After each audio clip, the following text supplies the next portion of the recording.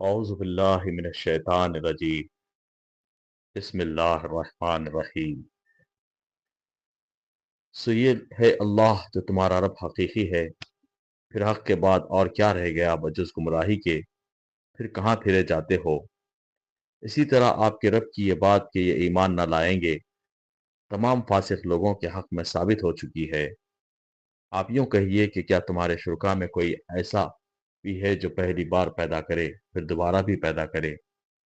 آپ خود ہی کہیے کہ اللہ ہی پہلی بار پیدا کرتا ہے پھر وہی دوبارہ بھی پیدا کرے گا، پھر تم کہاں پھرے جاتے ہو۔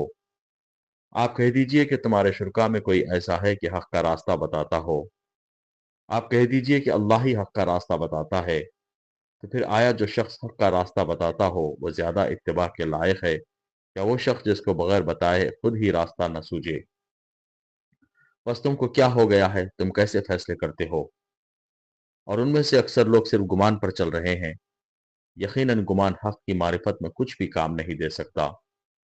یہ جو کچھ کر رہے ہیں یقیناً اللہ کو خوب خبر ہے، اور یہ قرآن ایسا نہیں ہے کہ اللہ کی وحی کے بغیر گھڑ لیا گیا ہو، بلکہ یہ تو ان کتابوں کی تصدیق کرنے والا ہے جو اس سے پہلے نازل ہو چکی ہیں، اور سب کتابوں کی تفصیل بیان کرنے والا ہے۔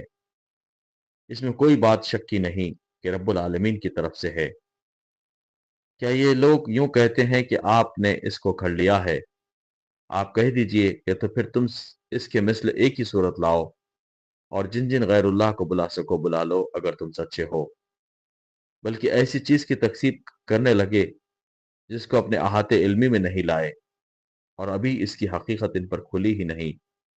جو لوگ ان سے پہلے ہوئے ہیں اسی طرح انہوں نے بھی جھٹلایا تھا، سو دیکھ لیجئے ان ظالموں کا انجام کیسا ہوا۔ اور ان میں سے بعض ایسے ہیں جو اس پر ایمان لے آئیں گے، اور بعض ایسے ہیں کہ اس پر ایمان نہ لائیں گے، اور آپ کا رب مفسدوں کو خوب جانتا ہے۔ اور اگر آپ کو جھٹلاتے رہیں تو یہ کہہ دیجئے کہ میرے لیے میرا عمل اور تمہارے لیے تمہارا عمل، تم میرے عمل سے بری ہو اور میں تمہارے عمل سے بری ہوں۔